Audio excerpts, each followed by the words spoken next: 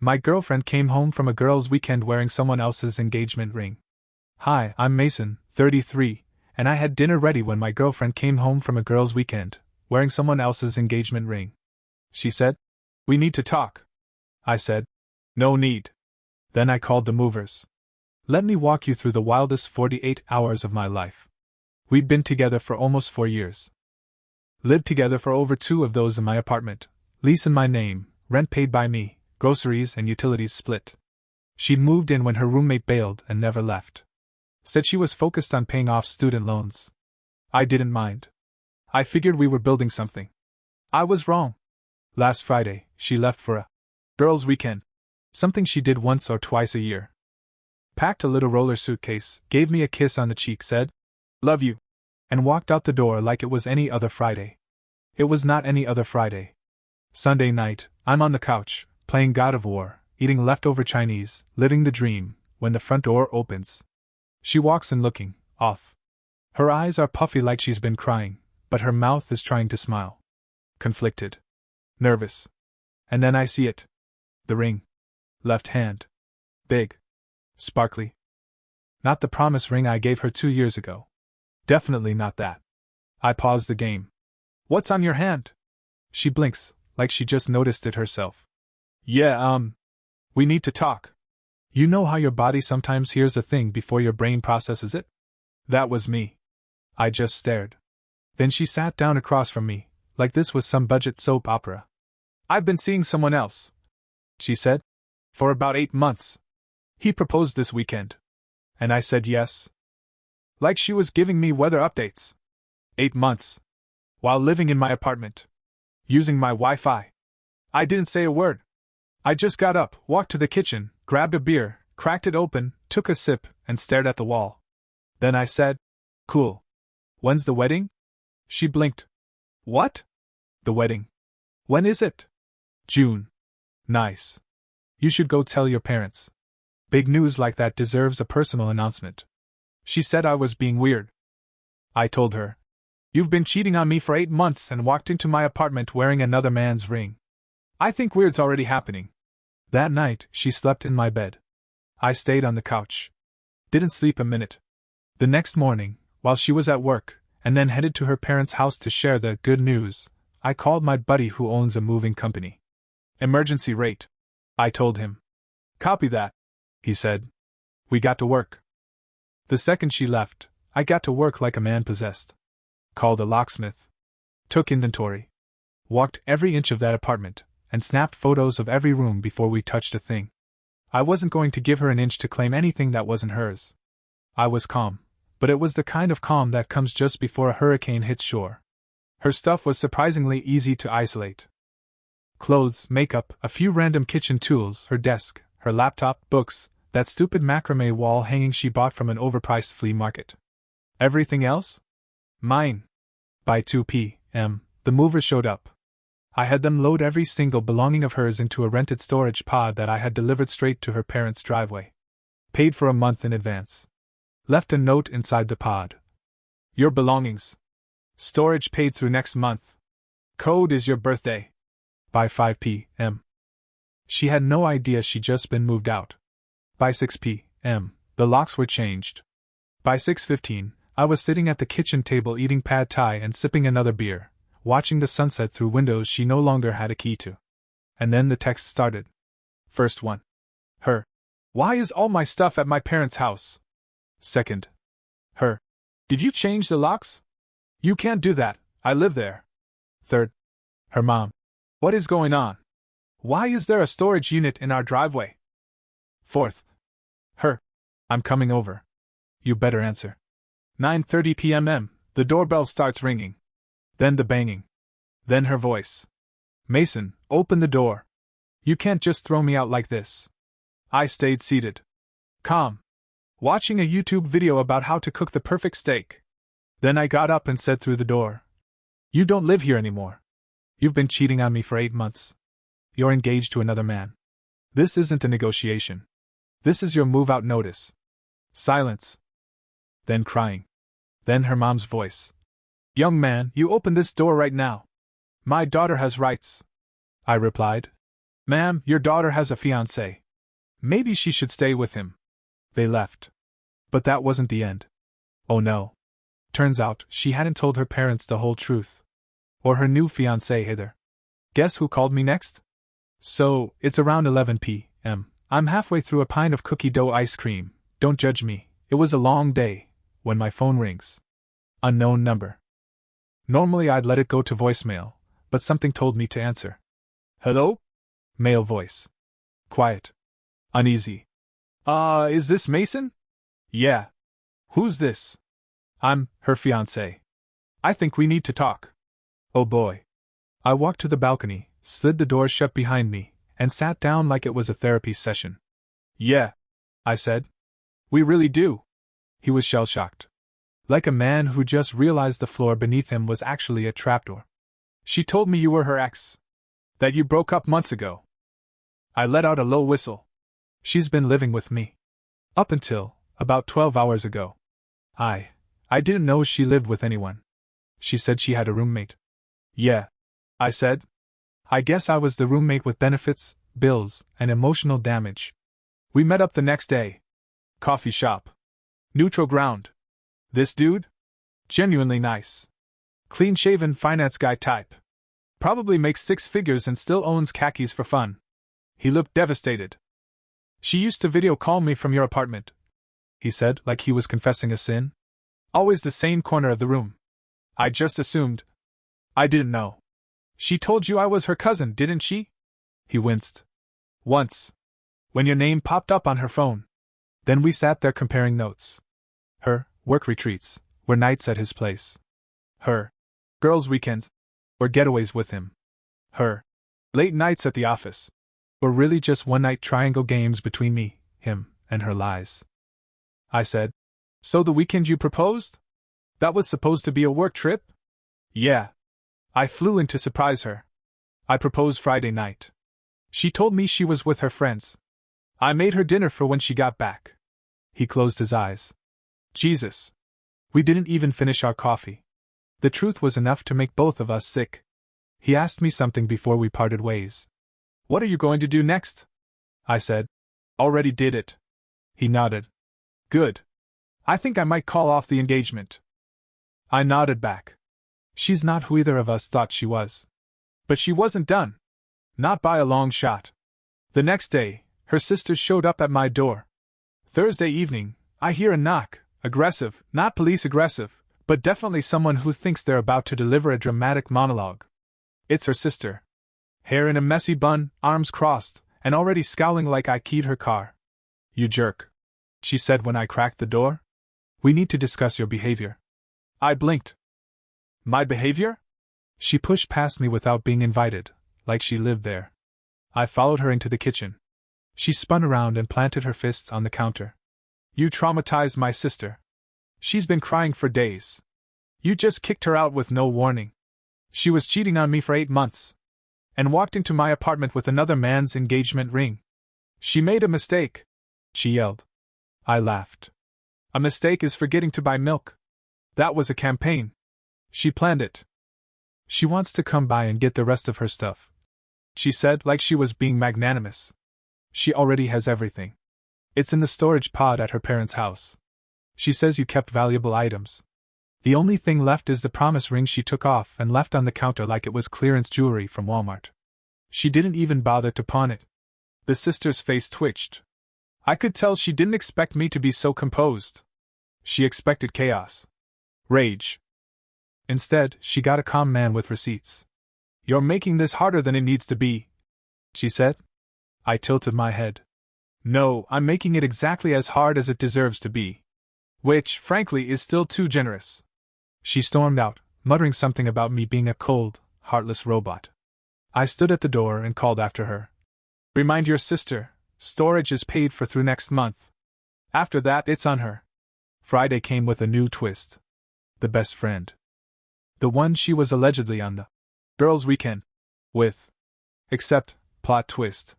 There was no girls' weekend. And now the friend was texting me. Hey, can we talk? I feel awful. We met at a cafe. She looked wrecked. Guilt does that to you. She told me she needed a cover. The friend admitted. Said she was planning a surprise for your birthday. My birthday's in February, I said. I know. She lied. I didn't ask enough questions. I feel sick. For the first time in this entire circus, someone in her orbit actually looked remorseful. What's she saying now? I asked. She's telling people you're overreacting. That you kicked her out over a misunderstanding. That you're being petty. Petty, I repeated. That's rich. I didn't even throw her clothes on the lawn. I paid for movers. The friend shook her head. She's delusional. I told her that. I don't think we're friends anymore. I gave a small nod. Welcome to the recovery group. But the circus wasn't over. Not even close. A few days later, she pulled her boldest move yet. She showed up at my place with a cop. So it's Tuesday afternoon, I'm finally starting to feel a little normal. Laundry done, peace restored, the Spotify algorithm giving me post-betrayal recovery vibes. When my doorbell rings, I check the camera. It's her. And she's not alone. She brought a cop. I open the door and step out calmly like this is the most normal thing in the world. Because if there's one thing you learn during emotional earthquakes, it's how to be earthquake-proof. The officer gives me a polite nod. Sir, she says she's here for a civil standby. To collect belongings. I smile. Happy to help. But everything she owns is already packed and delivered to a storage pod outside her parents' house. Paid through the end of the month. Here's the documentation. I hand him the folder. Photos of each room. Inventory list. The storage contract. Even the label I left in the pod. Belongings delivered with dignity. 1 month prepaid. Enjoy. He flips through it like it's a rental agreement. Then looks at her. Ma'am, it appears he's returned all your items. She flares up. He kept some things. I know he did. The officer asks. What specifically? She hesitates. Things. He gives me the look. You know the one, half cop, half dad dealing with a toddler meltdown in public. Then he says, unless you have a list of missing items and proof of ownership, I can't compel him to let you in. She huffs. He's hiding something. Ma'am, the officer says gently, you might want to talk to your fiancé about that. They left. But her rage didn't. That night, my younger brother calls me. His girlfriend, who's never met my ex, just got a DM from her. Apparently, I have violent tendencies now. That I'm emotionally unstable. Dangerous. She told Sarah to be careful around you, my brother said. I asked her why she thought my girlfriend needed to hear that. I sighed. Because she's trying to burn down everything I have left. Sarah didn't believe the message for a second. In fact, she texted me directly. She seems wildly unhinged. You okay? I'm fine, I replied. Annoyed, but fine. There's a difference. Then came the cherry on top. A Venmo request. From her. $14,000. Label. Back rent. She claimed she paid me half of every month's rent for 2 years. Except, she didn't. She paid for groceries. Maybe the occasional internet bill. Rent? Never once. I declined the request with a simple note. LOL. No. But her mom? She had a different tactic. She called me in full, gentle-voiced, sitcom mom mode. She's really struggling, she said softly. Lost her fiancé. Lost her home. Lost you. She's staying in her childhood bedroom crying all day. Is this really what you wanted? I paused. What I wanted, I said, was a partner who didn't lie, cheat, and use me as a rent-free placeholder. She made a mistake. No, I interrupted. She made a series of decisions. Over 8 months. That's not a mistake. That's a strategy. There was a long silence. You've changed, she whispered. No, I said. I just stopped being convenient. Click. But if she thought that was the last move, she was wrong. Because next, she showed up at my job. It's Thursday afternoon. I'm at work, mid-meeting, talking to my team about project timelines and why Gary still doesn't understand shared Google Calendars, when my receptionist sends me a message. There's a woman in the lobby. Says it's a family emergency. Wants to speak to you immediately. I freeze. I don't have a sister. And I sure as hell don't have any family emergencies. So I ask for a description. Receptionist responds. Says she's your sister. Blonde. Very insistent. Kind of crying, kind of yelling. It's her. She used family emergency to try to sneak into my workplace. I text back. That's my ex. Please ask her to leave. Receptionist doesn't miss a beat. I hear her voice faintly through the glass wall of my office, clear as a bell. Ma'am, he says you're his ex-girlfriend and asks that you leave the premises. Apparently, the meltdown in the lobby was so epic it got captured on multiple phones. Security had to escort her out. She was shouting things like, "He's destroying my life!" and, "I just want to talk. He won't even look at me." She was escorted out by 2 security guards while sobbing like she was auditioning for a soap opera. Later that day, my boss popped his head into my office with a smirk. "You're okay?"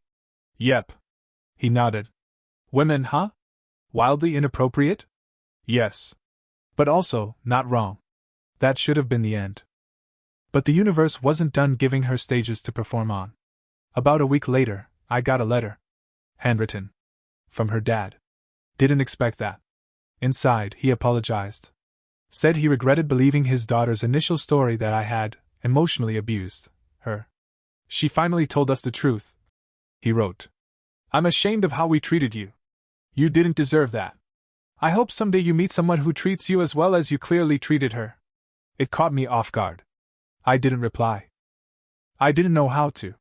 But I kept the letter. It was the first sign that someone in that family finally took the blinders off. Then came the final play from her. An email. She was blocked everywhere else. Subject line. I was lost. Inside. A long, rambling apology. Said she made terrible choices, didn't know how to stop, didn't want to hurt me or him, but got caught in a spiral. Said she hoped someday I'd understand. I read the whole thing. Didn't respond. Understanding isn't forgiveness. And forgiveness isn't a reconciliation. She wanted to have it all, me as the safety net, him as the fantasy. But juggling always ends the same way. Eventually, the balls drop. A few weeks later, the storm had mostly passed. The text stopped. The pop-ins, the sobbing voicemails, the surprise cameos at work, all gone. What remained was silence. And silence is a weird thing after chaos. It's not peace. Not yet. It's more like standing in a room where a bomb went off and realizing you're still holding the doorknob. That's when I decided to try therapy. Not because I was broken. Not because I couldn't function. But because 4 years of trust being a lie doesn't just roll off your back with a beer and a Spotify playlist. My therapist, Janine, had that calm, slow-blinking energy like she could see 5 moves ahead. I told her everything. The ring. The affair. The storage pod. The sister. The cop. The job ambush. The email. All of it. After I finished, she looked at me and said, "You handled this better than most people ever would." I blinked. "I just did what made sense." She nodded. "Exactly. That's what healthy people do." We talked about how easy it is to question yourself when someone else lies with confidence. How their reality starts to warp yours. And how boundaries, even when they look harsh, are actually acts of care. For yourself. That's what I hadn't realized. Kicking her out, moving her stuff, cutting off communication, none of it was revenge. It was CPR. On myself. Back at home, I made some changes. Threw out the sheets. Replaced the dishes. Bought new art for the walls, stuff that didn't have a memory attached to it. Even rearranged the living room so that the couch no longer faced the wall where she used to hang her. Live, laugh, love. Sighing. It's incredible how liberating it feels to reclaim your own space. The storage pod rental expired exactly 30 days later. Her parents picked it up. No drama. No follow-up. Not even a thank you. Fine by me. The ex-fiancé? He texted me one last time. Said he officially broke off the engagement. Couldn't get past the lies. He thanked me again for being straight with him that day. Told me he'd started dating again, slowly, and felt like he could finally breathe. I told him. No hard feelings, man. We both dodged the same grenade. And that was that. Until something unexpected showed up in the mail. A gift. Small box. No return address. Inside, the promise ring I gave her 2 years ago. And a sticky note that said, "I didn't earn this." She was right. She didn't. I dropped it into my junk drawer without a second thought. That ring had already cost me more than it was ever worth. It's been 2 months since the night she came home with that engagement ring. Feels longer. The apartment feels like mine again. Not just technically mine, but emotionally mine. No ghosts in the corners, no lingering energy of betrayal. Just me, my couch, and a dog I impulsively adopted after a midnight wine-fueled spiral on Pet Finder. Her name's Cleo. She chews through anxiety and furniture equally. Therapy's still going. I go once a week. Janine says I'm reintegrating. I say I'm just trying to figure out how to trust people again without needing a background check and a blood oath. Progress is slow. But it's progress. I've started dating again. Not seriously. A few coffees. A few dinners. A woman named Harper laughed at my joke about storage pods and heartbreak, so that felt promising. But I'm not in a rush. Not this time. I'm not trying to fill the empty space. I'm trying to respect it. Funny thing? I found the coffee gift card she gave me 2 birthdays ago. $15, half-used. Still tucked in the drawer next to old manuals and loose batteries. I almost threw it out. But instead, I pinned it to my fridge with a magnet that says, "Never settle." Not as a grudge. As a souvenir. It reminds me that I used to settle for the bare minimum from someone who had no plans to give me more. Now, I require receipts. Literal and emotional. I don't regret how I handled any of it. I didn't scream. I didn't beg. I didn't explode online or blast her name across the internet. I just removed myself from the equation. Sometimes the best revenge isn't a takedown. It's a transfer. Out of their life and into a better one. She played a long con and lost. I simply left the table and let the house collapse. That house? Now it's cleaner. Calmer. Mine. And in case you're wondering if she ever reached out again. She did. One last time. An email titled, "Maybe one day." I didn't open it. Didn't even hover over it. I archived it and then filtered her address straight to trash. One day? No thanks. I'm already good. 2 weeks ago, I did something small, but it felt huge. I booked a weekend trip. Solo. Packed a bag, put Cleo in the back seat, and drove upstate to a cabin with creaky floors and zero Wi-Fi. Just me, her, and the sound of trees minding their own business. No expectations. No drama. Just rest. I made breakfast without side-eye. Took naps without guilt. Woke up to sunlight instead of tension. Felt like I was rediscovering what it meant to just exist, without trying to impress someone who already made up their mind to undervalue me. On the second night, I sat on the porch sipping bourbon and thinking about everything that had happened. Not obsessing. Just reflecting. I realized something I hadn't been able to name before. She didn't destroy me. She just revealed me. Revealed the version of myself I hadn't fully met yet. The man who sets boundaries and doesn't apologize for them. The man who calls the locksmith without flinching. Who can look betrayal in the face and say, "Cool story. You're done now." Because the truth is, she didn't take anything from me. Not really. She didn't ruin my home. She didn't ruin my ability to love. She didn't even ruin my trust. She earned my mistrust, and I gave it to her, once I saw who she really was. Everything that came next? That was me. I made the call. I packed the boxes. I drew the line. And then I rebuilt. Not out of revenge. Not out of pride. Out of self-respect. That promise ring? Still in the drawer. I thought about throwing it in the lake. But honestly, it's more useful sitting in that junk drawer, next to the loose screws and old takeout menus. Because that's what it is now. Junk. Old. Outdated. Leftovers from a version of my life that no longer fits. I got back Sunday night. Cleo passed out on the couch, snoring like a chainsaw. And I stood in the doorway of my own apartment, took a deep breath, and realized I wasn't carrying anything heavy anymore. No grudge. No rage. No. What if? Just peace. Earned, not gifted. Last night I came home from work, dropped my keys in the bowl by the door, and realized, for the first time in a long time, I didn't brace for anything. No tension. No gut check. Just quiet. And Cleo, trotting over like she runs the place. She kind of does. I poured myself a drink, sat on the couch, and flipped through the mail. Nothing urgent. No surprise subpoenas. No new threats from the ex. Just an ad for gutter cleaning and a coupon for pizza. Stability is underrated. There's no dramatic final twist here. No last-minute apology that changes everything. Because some stories don't end with fireworks. They end with stillness. With knowing. I know now that I don't have to justify my boundaries. I know I don't owe anyone access just because we shared a bed or a story. And I know I'd rather be alone in a quiet room than partnered with chaos dressed as romance. She's gone. The apartment is mine. The life is mine.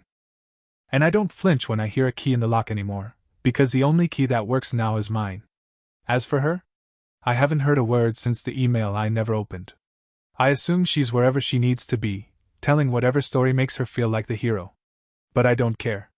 She can be the main character in her narrative. I'm the author of mine now. The lesson? Sometimes the person who betrays you is doing you the biggest favor you'll never thank them for. Because their betrayal hands you a mirror. And if you're lucky and willing, you don't just see what they did. You see who you are when you stop accepting crumbs. I'm Mason, 33. And 2 months ago, I came home to a lie wearing a diamond. Today, I come home to peace. To a dog. To a solid door with new locks. And to a version of myself I finally trust. That's the real ending. Not revenge. Not regret. Freedom.